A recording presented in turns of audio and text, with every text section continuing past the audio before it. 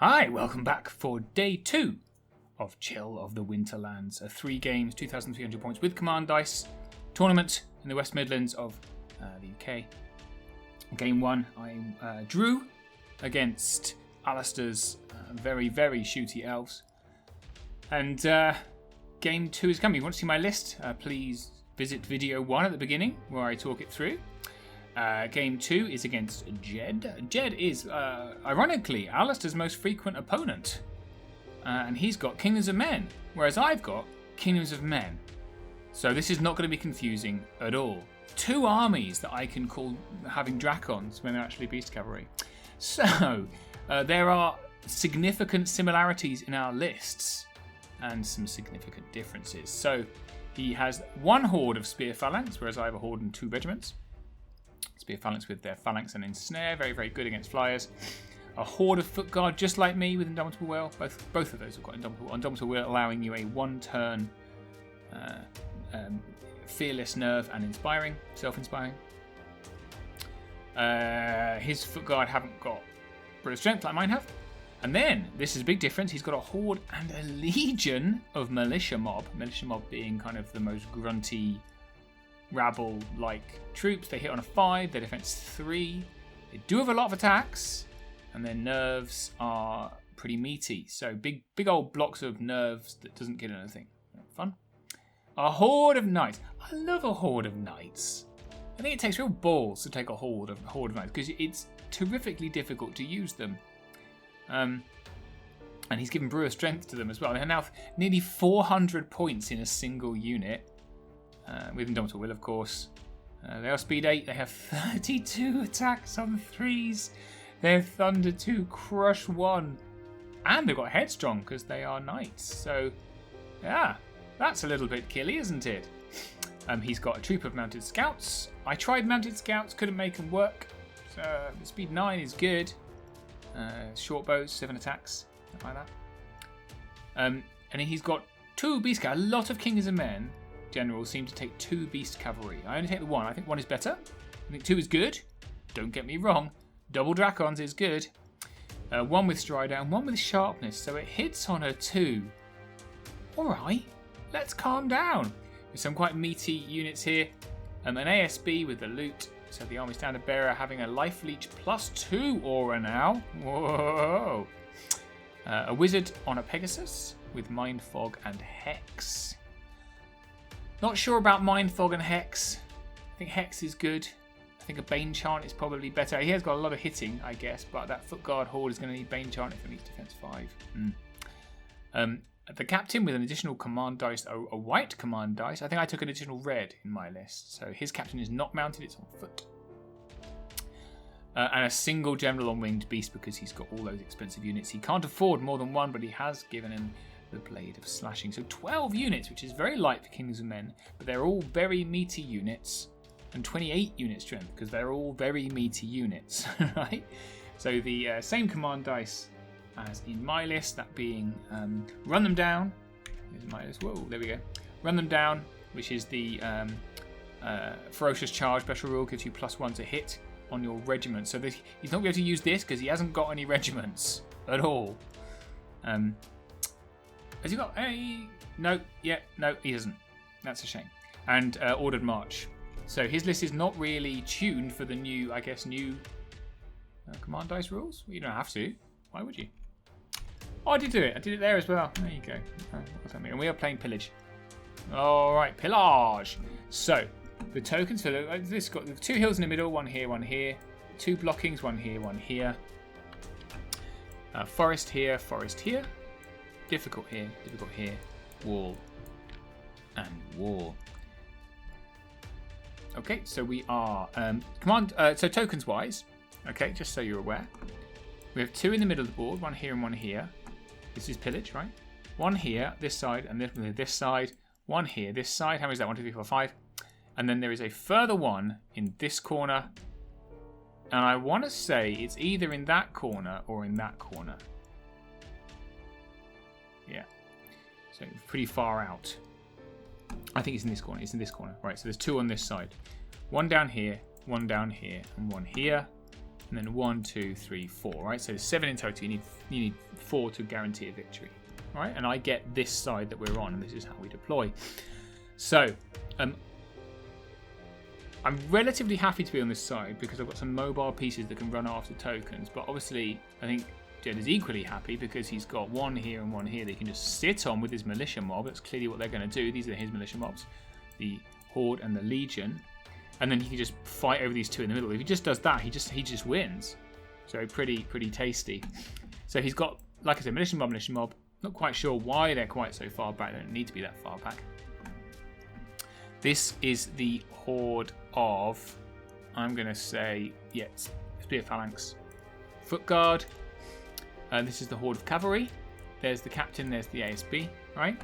And then he's got Beast Cavalry, Wizard, Mounted Scouts, General. In response to that, so we quite funny, 2 people have the Captain, and they both roll a lot of redeploys. You start going, oh, what am I going to do? Okay. So we kind of had a redeploy off, and I can't remember exactly how it functioned. Any clues here? No. But I know we got a little bit overexcited with redeploying. I think he ended up redeploying his Beast Cavalry over here and my Beast Cavalry over here. So I've got Beast Cavalry in general. I've got 3 ballistas back there. Spear Phalanx, Giant. Here's my Captain. There's the Wizard. My Wizard has got a Veil of Shadows and Bane Charm. I've got double Outlaws and the Brigand. And there's my Foot Guard. And I've got another General here. Right? Like that. So I think we redeploy. And in the end, all I wanted to do was make sure my Phalanx Horde was opposite his Knight Horde, which I managed to get. Which was pretty. I think I originally put my Phalanx Horde here, maybe. I redeployed them here. Something like that, anyway. Yeah, so pretty happy with how this goes. He's obviously going to try and punch through with these. He's just going to punch through with everything, right? We already talked about his plan. It's very obvious. So here's some nice, cool miniatures. Very nice miniatures, actually. Love these. Celebrity shoe. Okay, so off we crack. Turn 1, I get it, and I take it. Either that or he gives it to me. I can't remember what. So I've just moved him. So I want to pin him between these buildings because he's got all these big units, right? They all need lots of room to maneuver. There's lots of walls here. There's a hill here. The Captain can move quite far forward because these guys are only height 3, can't see over the hill. All they can see is the Giant. Outlaws onto a hill to do some shooting at the Beast Cavalry. Phalanx guys have moved out of the field, so we've got free reign to move up. That's pretty much it. And I've got my General in to kind of sit in the forest and look threatening. Obviously I want to come and jump over the back. That's what I want to do. And over here, I'm really pleased with this movement. So Mounted Scouts are annoying because they're speed 9 chaff, right? So I'm going to try and bolt throw them off. And then I've got my Beast Cavalry up here, just outside 20, and I've used this forest to move my captain, my General here to threaten down the flank. So obviously he can see me, so I'm outside of 16. Can't be charged. So that's a nice threatening position to be in. It does leave my Beast Cavalry a little bit exposed. But we'll see. And then, look at that, 8 wounds. I rolled like an absolute demon with the ballista. I managed to take off his little Mounted Scouts in turn 1, which was absolutely fantastic. Delighted. Into Jed's turn 1. So he acts very cautiously on this flank. Having lost his chaff, he just shifts these guys sideways. So I think I might not be able to see them. Yeah, he shifts them sideways. So my line of sight, if you see, it goes down to here. He shifts them sideways so they can't be seen. And then just moves the General slightly forward to outside 20, just guarding off against. I'm not sure I agree with this. I think he's got 2 to my 1 now because I've moved my guy off, right? My General's here. If he moves up like Beast Cavalry General, my Beast Cavalry are in trouble. I'm going to have to charge and hope I kill. And he could have his militia mob to mop up afterwards. So I think he could have been much more aggressive here. I kind of got off lucky that he didn't. I mean, I would have just moved back, I guess, but or sodded off altogether. Everything else has moved up a little bit cagily, so he's kept these guys outside the range, maybe, of the general, maybe not. I think he's just kept them in the front. You see, he's got this template here. Again, I think a little bit too cautious. If I'm being unkind to Jed, there's a huge block of nerve. A general's not gonna do anything to that. I'd have been relatively bold moving forwards, but me. Everything else shifted forwards, just generally. Say go on then. I think he's made another little error here because he's moved forward and these guys aren't angled enough, so I can just come here and I can't be seen. Oh, this is my turn 2 already. So in my turn 2, there's a dice. The ballista shot of these beast cavalry along with all the outlaws, 11 wounds. Outlaws! They're amazing. Guys, they're amazing. So what I've done is I've shoved forward one outlaw. The other one here, shooting obviously with volley fire. Brigand shooting with volley fire. And ballista shooting past as well. 11 wounds. That's devastating. My shooting was absolutely bonza. Bonza. I've moved up very aggressively. I've offered up an outlaw as bait. Come on in. Come and charge him and get flank charged. Maybe. You see I've taken advantage here of the general. He's just flown over in turn so you can see, which is unfortunate. And this general that was here has done the same thing. Now I had to turn and go 20. So I'm facing the back, but he needs dealing with. So the captain is here-ish. Where is he? There's it. He's probably here-ish. So he's outside of 10, which is unfortunate with the foot captain. Can't quite get to it.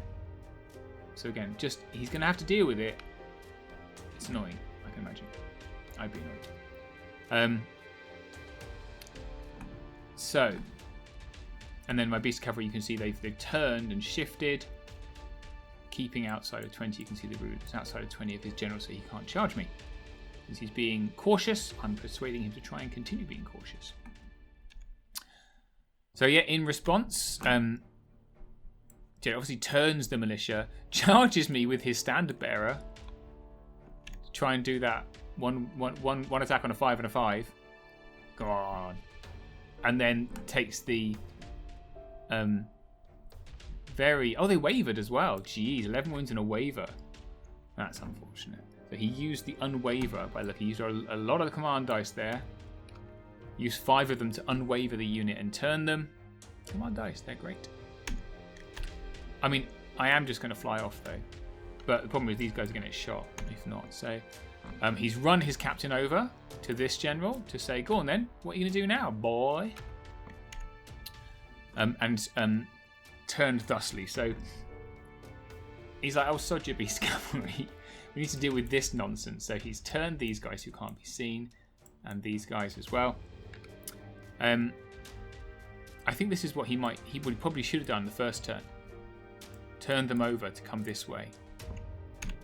Yeah. And then he charges in. So he sees my outlaws. He's like, you know what? I'm just going to do it. I'm just going to go for it. I'm going to go for it. He charges with his knight horde and his cavalry horde into one unit of outlaws, and you can see it's 12, 18, 24, 28, 29 wounds they have taken. And here is the nerve dice. Poor Jed. Poor Jed. I mean, I've diced him off in the first 2 turns with shooting, and then he double wonned. Oh, an outlaws troop. Outlaws, they're so good. So we are feeling great.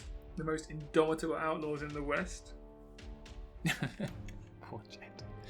Turn 3. You can imagine his face. You can imagine his face. Here's his groin. We can just draw it on there. It's like this. Sorry, Jed. That's just insulting. I apologise. So he's let me come in. Because obviously he's just kind of charged that. So my beast cavalry comes up here. We're playing hide and seek with generals, so the general that was here just sodded off down the back, which is probably pretty annoying, I'm going to imagine. The standard bearer unfortunately didn't do any wounds to me here. Yeah, so he was over here, wasn't he? Didn't do any wounds to me, so I just flew off again. the backfield. And then we did, so outlaws into the knight horde, the foot guard horde. And then we had spear phalanx, giant spear phalanx, and horde of spear phalanx in the flank against the cavalry horde. It's bloody terrifying. It needs to go, right? And then in the background, so we've got these guys here. Yeah, this is their wounds. 4 attacks on 6s. Let's go. Oh, 5s even. I've got my captain here for some insurance in the backfield. I use 4 command dice to make this regiment terrifyingly hitting on 3s. Yeah, baby. I wonder, did they attack these guys or these guys? I think they might have attacked these guys. Because by putting the outlaws here, it means they can't be flanked with a new charge. So I think that's what I did. I made them hit on 3s. That is... reroll 1 hit for a Bane chart, I believe. And then we shot at the Beast Cavalry and we took them off, which is mean. Yeah, and we exploded the cavalry into tiny, tiny pieces of horse. That's what you get with a flank. And we turn thusly. Jed's turn 3. So there's only 5. So 5 wounds from all of that. So this and this, right? So he countercharges here, and he sends his spear phalanx into the outlaws to get rid of them because they deserve to die. He's decided, probably wisely, to ignore this guy. He's just irritating, isn't he? He's in the wrong way. He does a very cool move, which is the wizard that was here. You can see where he was. Flies over and just sits in front of them. They're both height 4. So the line of sight from my beast cavalry is now like this, right? And then like this because of the forest. Can't see anything, which means he can now move these very much needed units back up the field to try and help out what is a pretty dire situation. Like this, and the captain runs back over. I'm going to hit someone. It's going to be you. At some point. I might run off again. That would be rude. Yeah. And this is, I guess, an accuracy dice for a Bane chant. He kills the outlaws. They served their time. This is a remove 1 wound here. Count to 4. But they don't manage to kill. They only waver because of the phalanx, which is a very, very painful situation to be in. Because now you're going to get rear charged by a general. It's my turn, and there we go. There's the rear charge. So in we go. The brigand, nobly off the hill, charges into the spear phalanx unit on his own. Go on, brigand, you're the best. Notice I've moved this troop of outlaws this way because there's nothing that can threaten them anymore, really, because I don't think this guy's going to come over in time. And they're just going to move off and get the token down that bottom corner. We flank, front, rear into that horde. My spear phalanx horde is here, waiting for these flyers to come over. And I decide that if I fly over the wizard, he's just going to do the same thing again. So I just charge him to kill him. And I take the general that was here this way. Right, so he was facing... How was he facing? Have I cheated? It's been a while since I've cheated badly. I have, in fact, cheated. Sorry, Jed. I cheated. That's bad, isn't it? Look where he is. He can only turn once and go this way. And instead, let's see where he ends up. Damn it. That's cheating, isn't it? It's definitely 20 he's flown. He's turned twice and gone 20. Big, sad face. I am a cheat. However, I mean, he would have come here and then done it next turn, so it's irrelevant. But, still cheating, even though it doesn't matter. Sorry, Judge. So yeah, we kill the horde. The brigand does 2 wounds because he's a legend. And I turn these guys this way because they want to go and get that token. Into Jed's turn 4. So countercharge here. Militia Legion comes up. The general finally gets into combat. Some general on general action. Very exciting. And he looks and he thinks, to be honest, there's not a lot else I can do. It's going to have to be Beast Cavalry into a Phalanx. So this is literally the only place you don't want this unit. The only place. There we go. And these guys just tap into the woods. Say, if you're going to charge me, we're sitting on a token. You're going to have to try and kill me. You've got 2 turns to do it. Yeah, and the captain comes over. So the Brigand takes 6 wounds from the 30 attack Spear Phalanx Horde. And he's alright. Tell you guys, Outlaws, how I mentioned, they're really good. No one seems to. 2 wounds the Jasper Generals do. They're just slapping off against each other. Yeah, so that's sad. But that's, 18 attacks on 5s and 3s. 6, 12. 6 hits. Yeah, that's a poor roll. So he's rolled, as well as the embarrassment of having to charge it, he's also rolled badly. Continued to roll badly, I might say. And into my turn 5. 5 or 4? 5.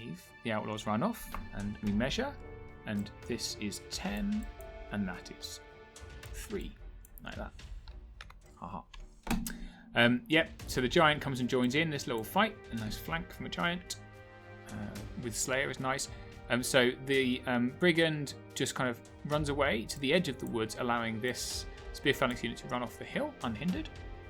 And I've got my Horde to back up. Counter charge here. And we charge. We take this charge. We use our J-Boots to try and kill some peasants. Peasants! Time to die. And the cheating general runs off. He did have another turn to do it. So, it's not that cheating, but a little still bit cheating. And this is did I do 1? Well, this is me using 4 command dice to make them hit on a 3+ again, because it's great. Here's a wound recovery on these guys. I rolled 5 command dice this turn, which is great. The ballista had nothing to shoot, so they just moved to see if they could shoot something next turn. That's pretty tasty. 13 wounds onto them, so I think we'll be alright. 7 wounds onto these guys is not as good. Still pretty good. 30 attacks on. Did I get Bane Chant off? Maybe. Might have failed my Bane Chant. Don't know. I think I failed my Bane Chant from memory. But yeah, 4s and 5s. Still good. 7 wounds there is disappointing when you're hitting on 3s. That's disappointing too. I think I rolled low for the Giant's attacks. He doubled up, on 4s and 2s, and 3s and 3s. 10 wounds is not great. Into Jed's turn 5. He was wavered, that means. So he's been wavered. So he's been wavered, so he just backs up. Run away. Murder happens. So they kill my unit in response, in kind of return. Which is a little bit rude. That's the Dracons. Put them up to 7 this time, which is much better, but not good enough.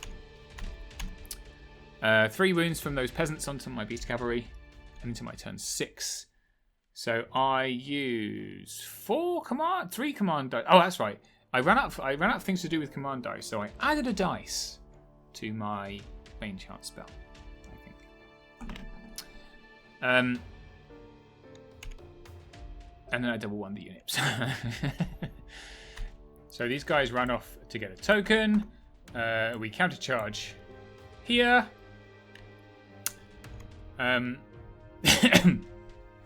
Yeah, we don't want it. And we don't want that as well. Oh, we don't want it. We 3 it, which is equally poor because we have done 17 wounds to this Horde of Spears. We're on 4s. 25 attacks on 4s, right? Because we've been snare. What did they have before? Can you remember? I can't remember. I can't remember anything. They had 7 wounds already, so they did 10 wounds. That's pretty great. I guess we might be winning on 3s. That's a spectacularly good roll. Well done, me. So 17 wounds. There are 21, 23, something like that. So you need a 4. Anyway, I rolled a 3. Wah, wah, wah. Anyway, that's not great. The captain has... Oh, I've charged the captain, and I've put him to 8 wounds, and he's still not dead because the captains never die. They're so good. But we do kill the general up there. Did I say that already? Can't remember. So on his turn 6, I want to say. Yeah. Oh, and there's murder here. So lots and lots of murder there, and we overrun. Got the token. That's great. So I think this is probably his turn 6. I haven't turned the dice over yet. These guys just back up to get the token. These guys countercharge. This is the Militia Legion. These are the Spear Phalanx. Another charge, like 7th charge in a row. 3rd charge, 2nd charge, 3rd charge, doesn't matter. Yep, so that's 7 wounds there. We're okay, we don't care about that. The Captain size fighting giants is for fools. And so he charges into the general. How much was the general on? General was on 8 wounds. He charges into the general. And it looks like he doesn't do anything at all. And there you go. So the final attack from the birds on 5s and 3s rather gets us up from 6 to 14 wounds and a waiver. But I do, of course, have indomitable will. And so on my turn, this must be my turn 6. Yeah, sorry, that was turn 5. This is my turn 6. I've got it all turned around. So on turn 6, we murder the captain. We murder the birds. We murder, I think, these guys over here as well. No, we don't. We don't murder them. I think the giant attacks the standard bearer just to be mean. I don't think he does anything. But yeah, I think that's the end of the game. Because this is Jed's hand giving us a thumbs down. Especially, I think it's supposed to be like, oh, that's not how you draw a thumb. Like this, right? Wah, wah, wah. He's not happy with his performance. I'm delighted with his performance for obvious reasons. It was a really fun game. Jed's a really, really, really nice person. He's just done a list builder studio on the old Countercharge. If you want to find out more about what sort he is, he's a fine chap from the north of England, and I very much enjoyed playing him. So we end up, I get 1, 2, my Outlaw's down here on another one, 3, 4, and 5. So I'm on this one. Oh, I know why the giant's there. He's there to add his unit strength, isn't it? Yeah. So 5-1 because he gets this one. I think that. Oh look, the brigands charged them for no reason whatsoever. I think to stop them charging here, maybe. I don't know. On turn 7. Yep. So 5-1. So that was my game 2. That's the end. I hope you enjoyed that. More than Jed did.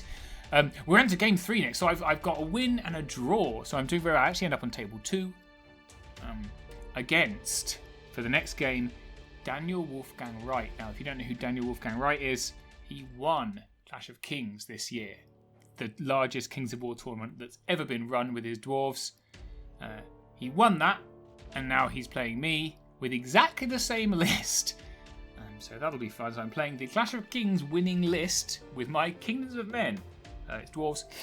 And next to us on table 1, my friend Matt is playing young Ruben Maunders, who's 11. There you go, true story. Right, that's the end of this. That's the end of this game report. We'll be back very, very soon with game number 3. Love you, bye.